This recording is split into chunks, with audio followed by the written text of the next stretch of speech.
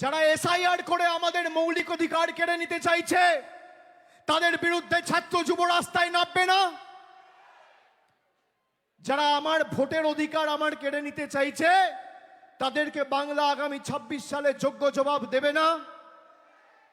বাবা সাহেব আম্বেদকরের নেতৃত্বে এবং তার হাতে যে সংবিধান তৈরি হয় সেই সংবিধান প্রত্যেকটা ভারতীয়কে তার মৌলিক অধিকার দিয়েছে। আজকে ভারতীয় জনতা পার্টির সরকার সেই মৌলিক অধিকার কেড়ে নিতে চাইছে।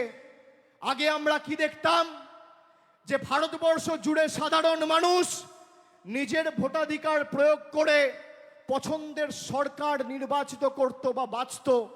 আর আজকে কি দেখছি, বর্তমান কেন্দ্রের সরকার নিজেদের সরকারের স্থায়িত্ব বাড়াতে আর নিজেদের সরকারের স্বার্থ রক্ষা করতে ভারতবর্ষ জুড়ে ভোটার বেছে নিচ্ছে।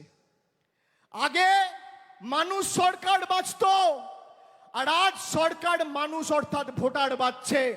এর বিরুদ্ধে বাংলা লড়বে কি লড়বে না? সবাই হাত তুলে বলুন।